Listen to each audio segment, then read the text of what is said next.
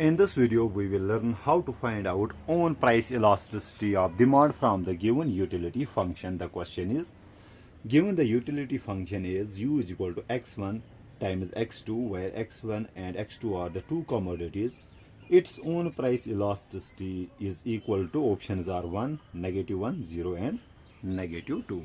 Okay, so here we are being given the utility function, that is u is equal to x1 times x2, and we are supposed to find out the price elasticity of demand.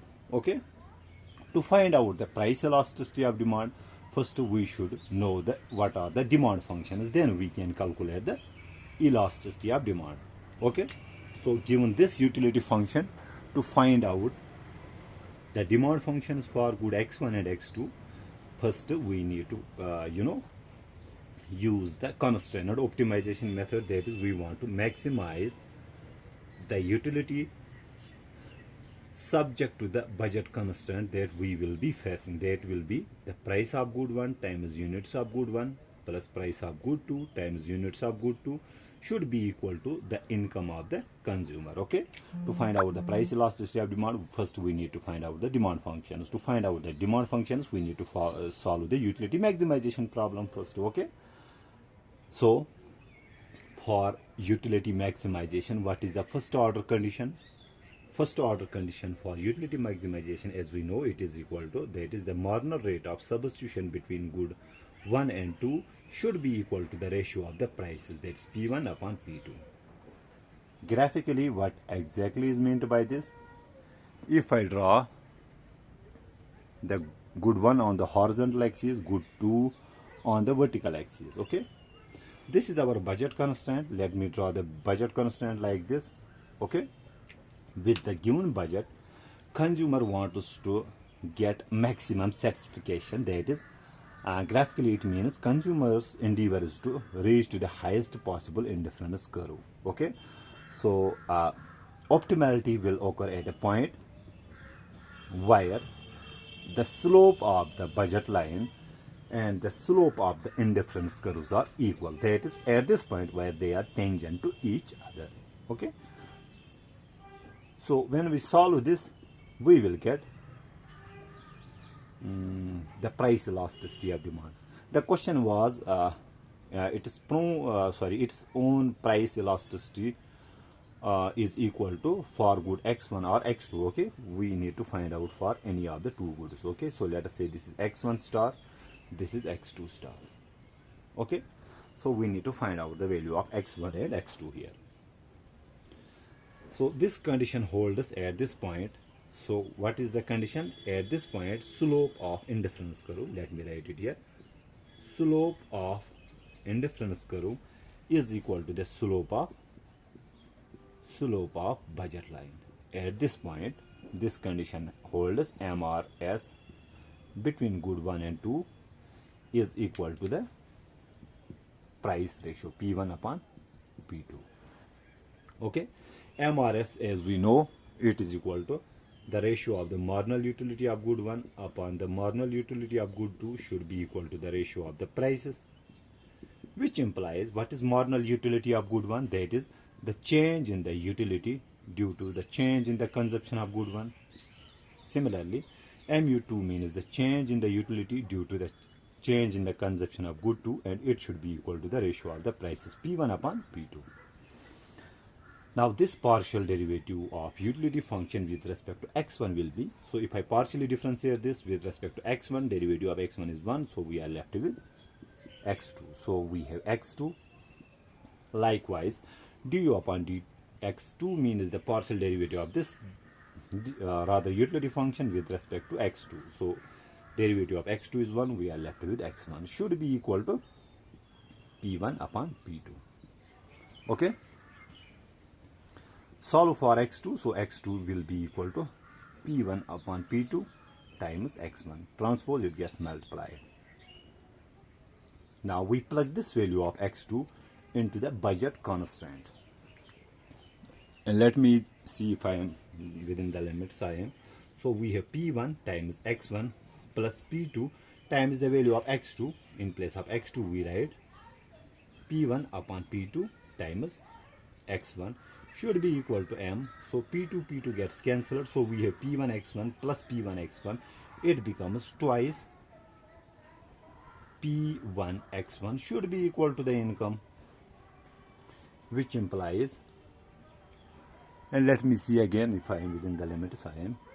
So dividing both sides by twice P1, so we will get X1 will be equal to M upon twice P1. This is the demand function for good X1. Okay.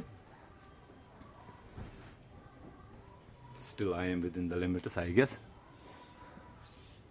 So let me draw my constraint,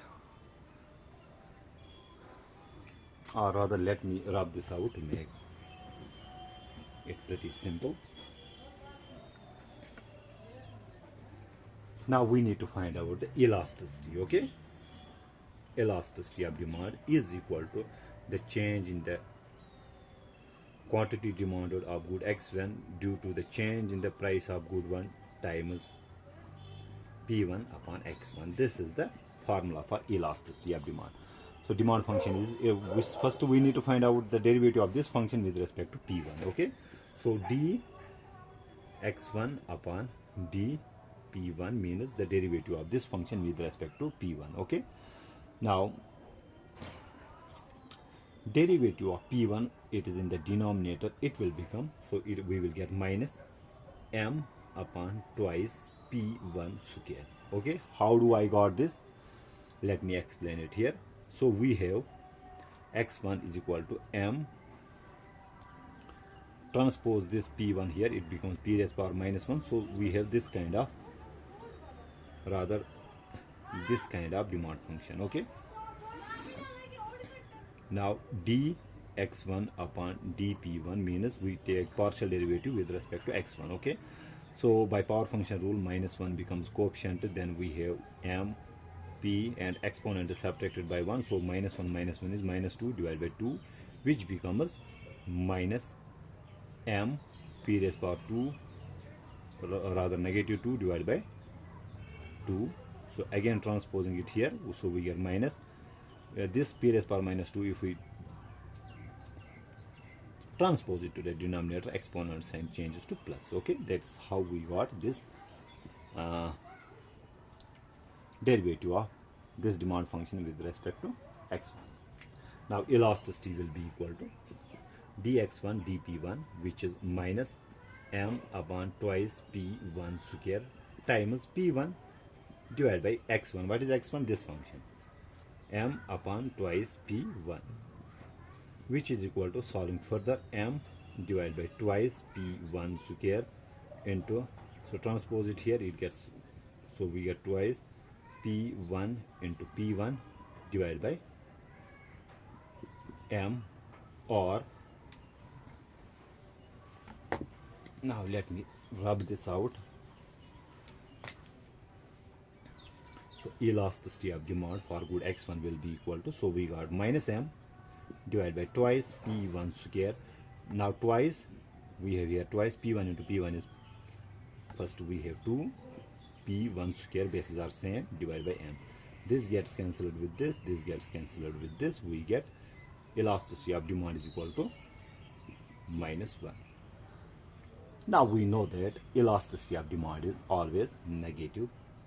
Okay, the thing is here, if we are given both the values at times, or usually we take the absolute value of elasticity of demand, which is equal to 1. Okay, since we are being given both positive value and negative value, when both are being given, we always take the negative one. That means elasticity of demand will be minus 1. Okay, if there was no negative one like this, if we have like 3 or anything, then we usually take the absolute. If we have both negative and positive values, so we take negative value at that very point of time. I hope I make myself clear in this video. Thank you.